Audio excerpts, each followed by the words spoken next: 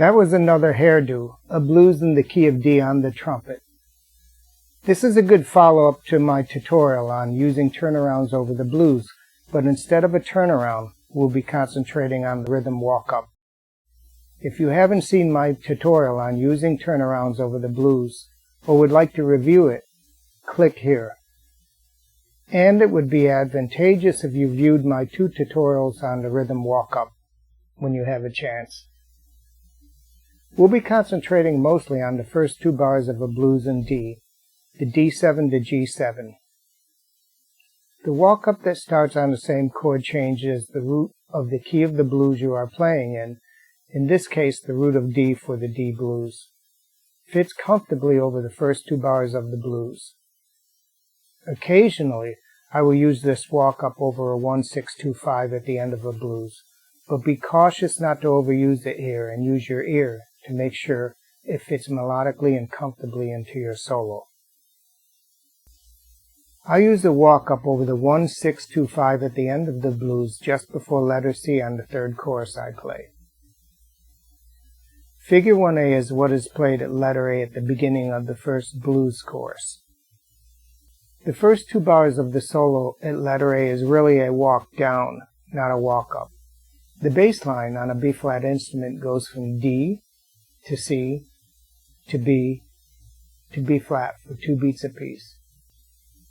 This represents D7 to D7 over C in the bass, to G7 with B in the bass, to C7 with B-flat in the bass, as in figure 1A. Normally, the changes here are D7 to G7 a bar apiece. I am superimposing the rhythm walk-down changes over the normal dominant changes in the first 2 bars of the blues.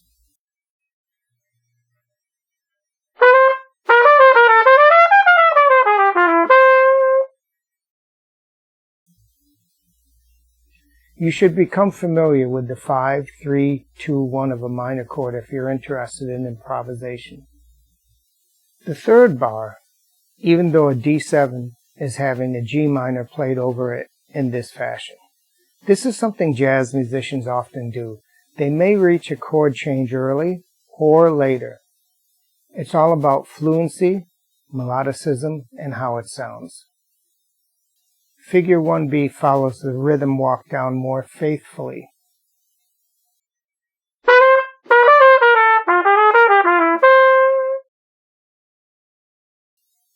Figure 1C is another version of the walk down using a triplet.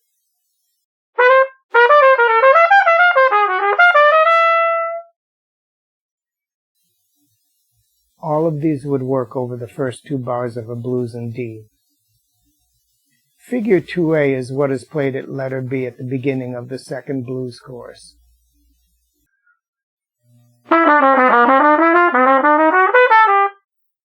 The guide tones for this rhythm walk-up are D to F sharp to G sharp and back to D for 2 beats apiece.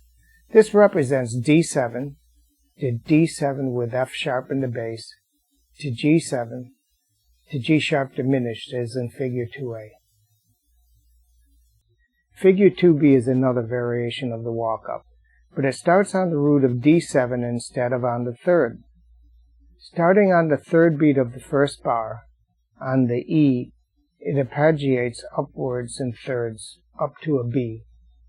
I tend to switch my thinking here once I play the 8th note C on the 2nd beat to an A minor from D7, but that's me.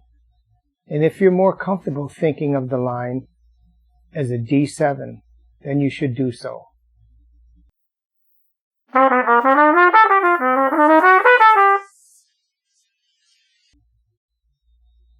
Figure 3A is played at letter C at the beginning of the 3rd blues chorus.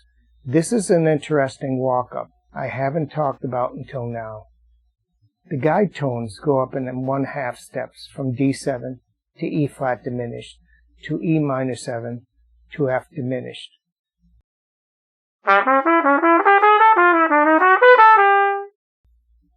This is more evident in the line 3B, as I am playing each of the roots on the beats 1 and 3 for the 1st bar, and 1 and 3 for the 2nd bar.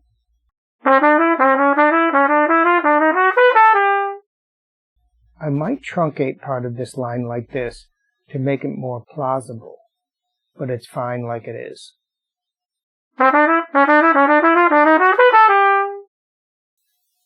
Figure 3D is another version, is partly what I woodshed for.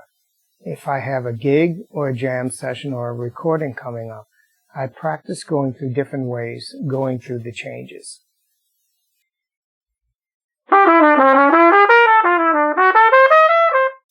And don't worry about being too practiced.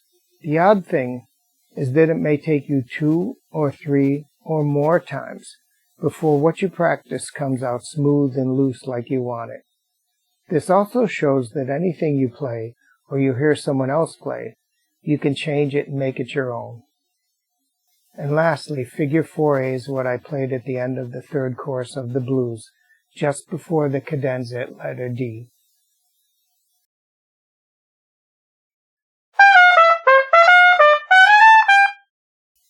Even though the guide tones are F sharp to G sharp to A, I equate it to the walk-up seen here below the normal chord changes. Well, there you have it.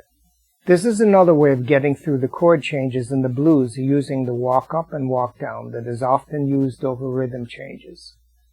It's fun for me to think of different ways to go through chord changes like this, and it seems the more I practice in this fashion, the quicker and more fluid I am on the bandstand.